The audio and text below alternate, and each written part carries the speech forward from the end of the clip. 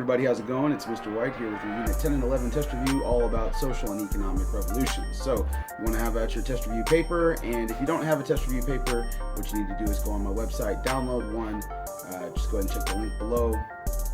You know what to do. All right, so the factors of production is the first thing it wants to know about. What are the factors of production? They're the things needed to create a good or a service. You can remember them by the acronym CEL. Remember, CEL stands for capital, entrepreneurship, land, and labor. Capital means all the things that you can use to make money, like tools or even finished products.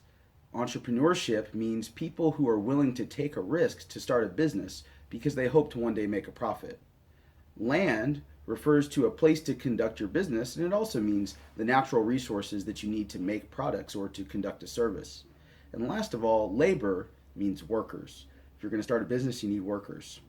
Now, when it talks about the next thing, it's asking about the different kinds of economies, all right? And the first kind of economy that it asks about is a command economy. You probably remember command economy as communism. Communism is another name for command economy. That's when the government controls the factors of production and decides how to make things, what they should be making, and essentially who gets the things that they make. Remember, those are the three economic questions: what to make, how to make it, and who gets it. So in a communist economic system or a command economy, the government controls all the factors of production. They control all the factories, all the farms, and all the industries. They basically abolish private property, and everybody gets their job from the government. Okay, so remember, the command economy is where the government commands everything that happens in the economy. Next up, it asks about this guy, Karl Marx.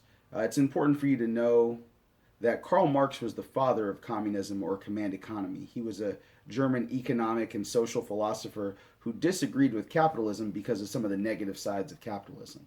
Okay. Next up, mixed economy.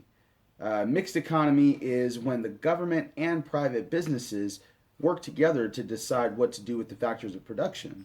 And so that means the government or private individuals can decide what to make, how to make it, and who gets it. This is when government and industry work towards collective goals. Collective means something that's for everybody, something that benefits both the people and the government.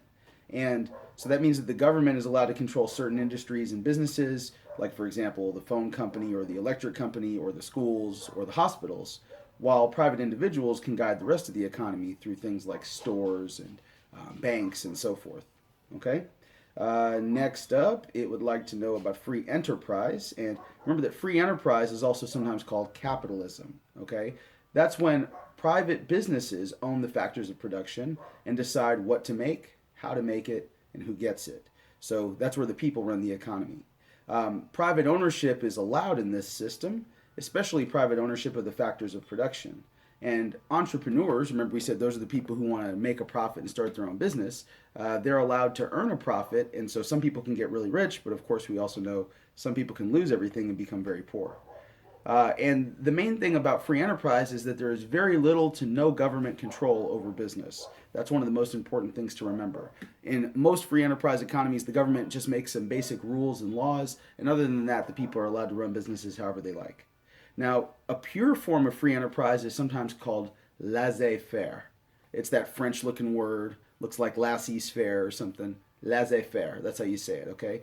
It's when the economy is controlled by something known as the invisible hand. The invisible hand is the idea that people will always do what's in their best self-interest. And so that means the government doesn't need to get involved. So laissez-faire is a type of government with a type of economy with zero government intervention. The government doesn't have any control over businesses. And this was inspired by a guy called Adam Smith. Now, Adam Smith was the father of capitalism. Remember, that means free enterprise. He was an English economic philosopher who believed in the Enlightenment ideals of freedom, liberty, and also private property. Remember, that was some of the things that John Locke emphasized. All right. Next up, it wants to know about the Industrial Revolution. The Industrial Revolution was the time, like roughly between 1800 and 1900, so we're talking the 19th century, when science allowed people to start using machines to do most of the work, which had always been done by human or animal power in the past. Now, this increased the output of goods and services. For example, remember that clothes and cloth always had to be weaved by hand, but now factories were able to produce textiles. Textile means cloth. instead of people having to create cloth by hand. So that made cloth a lot cheaper. Now, this began in England, and the reasons why it began in England was because England had a large population. They had a very business-friendly environment. The laws were good for business, and they had a very stable government. They also had all the factors of production that they needed, and they also had good banks so that people could get credit to start a business if they wanted to. And so that's why the very first textile mills started popping up in England at the end of the 1700s. Now, speaking of textiles, that's going to be a really important word for you to know on the test. Textile means cloth. So textile mills are factories that make cloth. Inventions like the flying shuttle, the spinning jenny, and the water frame made it possible for them to produce cloth much easier and cheaper in factories. And so that's when we started seeing such an abundance of clothing that we still see today in places like H&M and Zara, Now, the impacts of the Industrial Revolution were many. For one thing, it increased European imperialism in places like Africa and Asia. Remember, the Europeans needed lots of raw materials, and so the Industrial Revolution made them have to go out to get those.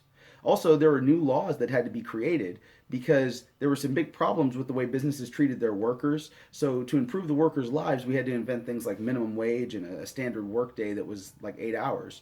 And we also had to do things to clean up the environment because, of course, we know that it contributed to a lot of pollution, the Industrial Revolution. Something else that happened was that the world's population began to increase very dramatically. Remember, I said we went from being about 200 million people on Earth to now we're sitting at a little over 7 billion people on Earth. It's a pretty huge increase in about 200 years. Also, we saw the increase of more pollution in the air and in the water, and also more urbanization. Remember, that means people moving to cities. On the upside, some good things about this were that more goods and services became available to more people. And this led to the creation of what we call the middle class, sort of people who aren't rich or poor, just right there in the middle. And of course, this also contributed to more education. That's why you're in school. And travel and communication became much faster and much easier during the time of the Industrial Revolution. So those are just some of the major impacts. Now, one of the machines that was very important to the Industrial Revolution was the steam engine.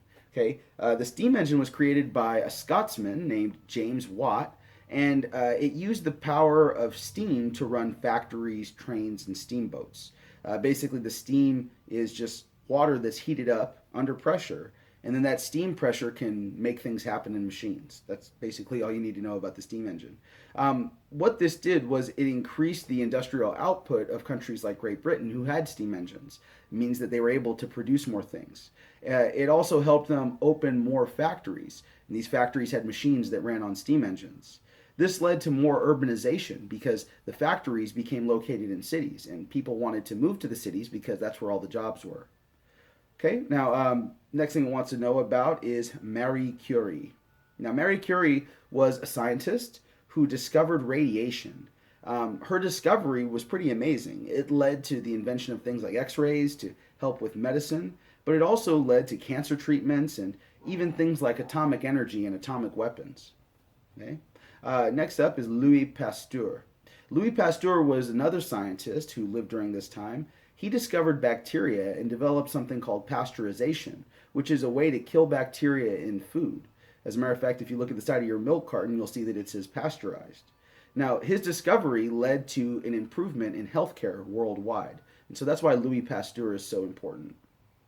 All right, next up, it talks about imperialism. This is a big subject. We've talked about this a lot before. Remember that imperialism means the political and economic control of one country by another. Basically, when a strong country takes over a weak country.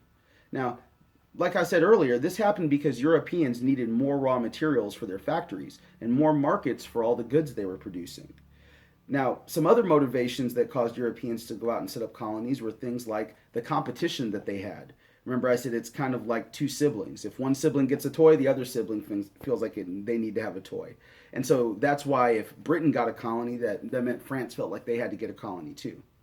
Something else was that Europeans believed that it was their duty to civilize some of those parts of the world which they believed were less advanced, like Africa and Asia. Remember, we call that social Darwinism. Now, of course, we know that acquiring raw materials was really the strongest motivation for the Europeans to get colonies. That's the big reason why they spent so much time and effort building infrastructure.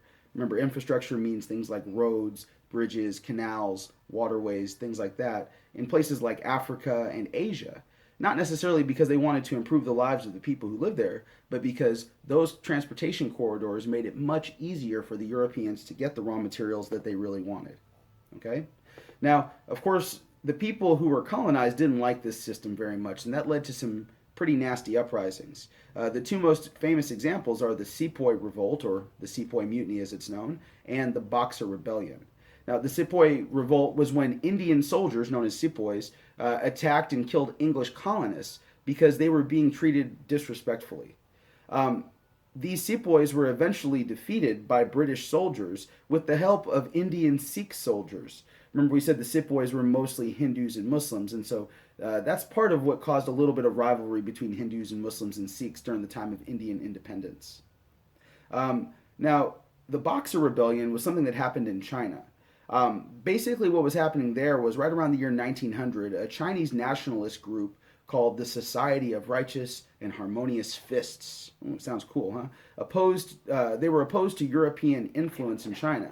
And so what they did was they started using Chinese martial arts to attack Westerners, meaning people from like Europe, who were living in China at the time. And this is why they became called the Boxers, because they fought with hand-to-hand combat. They were eventually defeated by European troops, but this was just another example of how the people who were colonized didn't always appreciate the presence of Europeans in their nations. Now, the Berlin Conference was something that had a big impact, but first let's talk about the impact on China. Remember that when all these European countries came into China, they were wanting to create what were called economic spheres of influence. Basically like a little chunk of China that they had economic control over. And so countries like Britain, France, Germany, and Japan were all involved in sort of carving up China, just like a great big pie. Now, back to the Berlin Conference. Okay, I jumped the gun a little bit there a minute ago. The Berlin Conference happened between 1884 and 1885, and that was when European powers met to decide how they were going to divide up Africa in order to obtain all of Africa's raw materials. We did that little activity in class. You should remember that. And there's the video. You should check my video on YouTube if you forgot about the Berlin Conference. Okay, moving on. Sikhism. Now, Sikhism is a monotheistic religion from India that rejects the caste system and believes in equality for all people. Remember, we studied about them last week, and they are recognizable by something known as the 5 Ks. Remember, the 5 Ks mean things like the metal bracelet that they wear. They also have a sort of a small knife, or they call it a sword. They wear long facial hair, and of course, the most recognizable thing about Sikhs is that they wear turbans. Okay? Now, the Suez Canal is something that we didn't talk about a lot in class, but it's a pretty important part of this unit. The Suez Canal is a man-made waterway that links up the Mediterranean Sea and the Indian Ocean. It made sea travel between Europe and Asia much faster and more efficient, and it helped the British to maintain their colony in India. Because now, instead of having to sail all the way around Africa, they can just go right through the middle of the Mediterranean Sea, through the Red Sea, and then into the Indian Ocean. It makes things a lot easier. Now, last of all, it wants to know about the impact of imperialism. And we've been talking about some of the impacts, but let's just go ahead and list out some of the big ones. For one thing, on the positive side, it improved infrastructure. Remember, we said things like roads and communication systems, education, and healthcare in places like Africa and Asia. The Europeans brought all those things in, and they actually made life better for a lot of people. However, on the downside, some negative things were that the traditional values of those places were mostly destroyed. The native people were disrespected, and many were forced to work in harsh conditions for very low pay. Another problem was that there were many social and political conflicts that were created when the European colonies gained their independence during the 20th century. And if you forgot what I'm talking about, just think about what happened in Rwanda. You can check my video about the Berlin Conference. Or think about what happened between the Sikhs and the people of Pakistan during the time of the Indian partition, when India got their independence. Remember that millions of Sikhs were forced from their homes, and they had to immigrate to India for safety. Okay? Well, that's it for our test review, guys. Now, of course, don't forget about this part right here. Remember that there are essay questions that are going to be on this test. If you're in K-level, you're going to have to answer 2 essays. If you are in on-level, you're going to have to answer 1. But you don't know which one I'm going to ask you. So that's why if you're in K-level, you need to try to prepare an answer for all 4. And if you're an on level, you need to try to prepare an answer for both of those possible essay questions. Because if you come in unprepared, it's going to make your life really miserable on the day of the test. So please study, make sure you go over this information. It would be a good idea to even quiz yourself a couple times before you come to class. If you have any questions, of course, come see me, and good luck on your test, guys.